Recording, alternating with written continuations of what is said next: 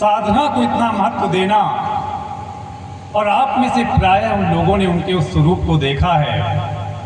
कि चाहे वो किसी शिविर में अपनी सेवा देने जाएं, और खासकर जब वो आश्रम में अपनी सेवाएं देते थे तो पसीने की धार चल रही है, इतना प्रखर सूर्य है, उसकी परवाह किए बिना अपने वक्ष स्थल पर बिना कोई कपड़ा डाले कई कई घंटे वो सेवारत रहते थे, रात दिन सेवारत रहते थे कि केवल एक धुन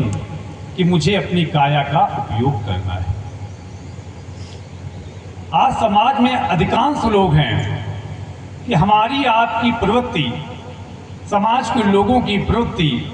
सुविधा भोगी हो गई है।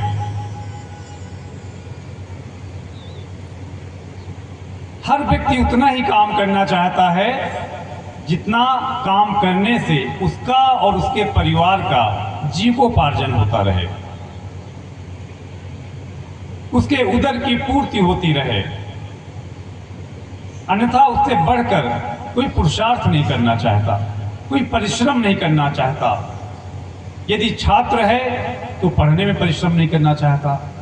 किसान है तो खेती में परिश्रम पूरे मनोयोग से नहीं करना चाहता, व्यापारी है तो वो अपने पूरे मनोयोग से नहीं करना चाहता, और जिनके पास धन धान्य भरे हुए हैं उन्हें लगता है कि हमारी कुछ पुस्तकों तक कमाने की और ज़्यादा परिश्रम करने की आवश्यकता नहीं है, तो उन्होंने तो सोच बैठे हैं कि हमारे शरीर से पसीने की एक भी बूंद नहीं निकलनी चाहिए। पहले पंखे से काम चल जाता था, फिर कूलर से काम चलने लगा, अब और ज़्यादा सामर्थ्य है तो घर में एसी चाहिए, उसमें हम आप पड़े रहेंगे। इस काया को ठगने से बचाने के लिए ही गुरुदेव जी ने वह चिंतन दिया। और आज आप देखिए कि गुरुदेव जी उनको वर्षों से मना करते रहे कि आपकी अवस्था है, आप सिर्फ निर्देशन दीजिए अपने भाइयों को, कार्यकर्ताओं को, काम करेंगे, आप बैठ के पेड़ की छाया में देखिए, आंकलन कीजिए। लेकिन नहीं, वो रात दिन परिश्रम करते रहे और पुनः परिश्रम के उद्देश्य से सिद्धाश्रम धाम पहुंचे थे कि नवरात्रि के 9 दिन भी गुजारेंगे और वहां पर हम अपनी सेवा का अवसर उठाएंगे। हमें अपने जीवन के हर क्षेत्र में हम जो भी पुरुषार्थ करते हैं, जो भी कार्य करते हैं, गुरुदेव जी ने इसीलिए धर्म कर्म पुरुषार्थ की परिभाषा हमें बताई है कि हम मानव जीवन लेकर आए हैं, बिना पुरुषार्थ के हमारा आपका बेड़ा पार नहीं होगा। आप देखिए हमारे गुरुवर को इस अवस्था में भी जब 100 यज्ञ शेष हैं,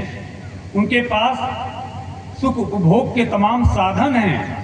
लेकिन आज भी नित्य प्रति गुरुवर की दिनचर्या जो रात में 2:30-3 बजे से प्रारंभ होती है,